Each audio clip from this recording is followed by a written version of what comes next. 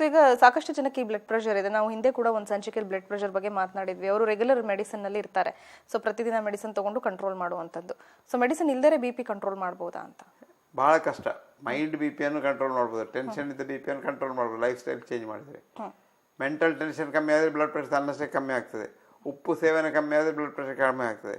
ಆಹಾರ ಸೇವನೆ ಕಡಿಮೆ ಆದರೆ ಬ್ಲಡ್ ಪ್ರೆಷರ್ ಕಡಿಮೆ ಆಗ್ತದೆ. ದೇಹದ ತೂಕ ಕಡಿಮೆ ಆದರೆ ಬ್ಲಡ್ ಪ್ರೆಷರ್ ಕಡಿಮೆ ಆಗ್ತದೆ. ಇದೆಲ್ಲ ಸಪ್ಲಿಮೆಂಟ್ರಿ ಅಷ್ಟೇ, ಇದು ಒಂದು ಮೈನ್ ಟ್ರೀಟ್ಮೆಂಟ್ ಅಲ್ಲ. ಇದೆಲ್ಲ ಮಾಡಿದ ಕೂಡಲೇ ಬ್ಲಡ್ ಪ್ರೆಷರ್ ಎಲ್ಲ ಓಡಿ ಹೋಗ್ತದೆ ಅಂತ ಏನಿಲ್ಲ. ಅದು ಕೆಳಗೆ ಬರಲಿಕ್ಕೆ ಸಹಾಯ ಮಾಡ್ತದೆ ಇದೆಲ್ಲ. ಓಕೆ, ಬಟ್ ಹಾಗಂತ ಅವ್ರ ಮಾತ್ರೆಗಳನ್ನ ಒಂದೇ ಸಮ ನಿಲ್ಲಿಸಲೂಬಾರ್ದು. ಯಾವಾಗಲೂ ಒಮ್ಮೆ ಮಾತ್ರೆ ತೆಕ್ಕೊಂಡ ನಂತರ ನಿಲ್ಲಿಸಬಾರ್ದು. ಡಾಕ್ಟರ್ ಹತ್ರ ಕೇಳಿಯೇ ನಿಲ್ಲಿಸಬೇಕು. ಮತ್ತೆ ನಿಲ್ಲಿಸೋದಾದ್ರೆ ನಿಧಾನದಲ್ಲಿ ನಿಲ್ಲಿಸಬೇಕು, ಒಮ್ಮೆ ನಿಲ್ಲಿಸಬಾರ್ದು. ಯಾಕಂದ್ರೆ ಒಂದು ಬಾಟ್ಲಿ ಕಳ್ಳು ಕುಡಿಯುವ ಒಂದೇ ದಿವಸ ನಿಲ್ಲಿಸಿದ್ರೆ ಮತ್ತೆ ದಿವಸ ಫಿಟ್ಸ್ ಬರ್ತದೆ. ಹಾಗಾಗಿ ಅದನ್ನು ನಿಧಾನದಲ್ಲಿ ಕಮ್ಮಿ ಮಾಡಬೇಕು. ಅದು ಡಾಕ್ಟರ್ ಹತ್ರ ಕೇಳಿ, ಡಾಕ್ಟರ್ ಹತ್ರ ಪರೀಕ್ಷೆ ಮಾಡಿಸಿ ಅವ್ರು ಆಯ್ತು ಅಂತ ಹೇಳಿದ್ರೆ ಮಾತ್ರ ಮಾಡಬೇಕು. ಡಾಕ್ಟರ್ ಔಷಧಿ ಕೊಡುವಾಗ ಇನ್ನೊಂದು ಯಾರನ್ನಾದ್ರೂ ಕೇಳಿ ಅದನ್ನು ಸರಿ ಮಾಡೋದಲ್ಲ. ಓಕೆ, ಸೊ ಇವಾಗ ಮೆಡಿಸಿನ್ ತಗೋತಾ ಇರ್ತಾರೆ, ಅದರಿಂದ ಕೂಡ ಸೈಡ್ ಎಫೆಕ್ಟ್ಸ್ ಇರುತ್ತೆ ರೆಗ್ಯುಲರ್ ಬೇಸಿಸ್ ಅಲ್ಲಿ ಮೆಡಿಸಿನ್ ತಗೊಳ್ಳೋದ್ರಿಂದ. ಎಸ್, ಹೌದು, ಎಲ್ಲ ಮೆಡಿಸಿನ್ಗೂ ಸೈಡ್ ಎಫೆಕ್ಟ್ ಉಂಟು. ಬಟ್ ಹಾಗಂತ ಅವ್ರು ಈಗ ಲೈಫ್ ಲಾಂಗ್ ಒಂದು BP ಮೆಡಿಸಿನ್ ಅಂತ ಫಿಕ್ಸ್ ಆಗ್ಬಿಟ್ರೆ ಅದರಿಂದ ಅವ್ರಿಗೆ ಮತ್ತೆ ಸಮಸ್ಯೆಗಳು ಹೆಚ್ಚಾಗ್ಬೋದಲ್ವಾ? ಆಗ್ಬೋದು, ಆಗಬಾರ್ದು ಅಂತ ಏನಿಲ್ಲ.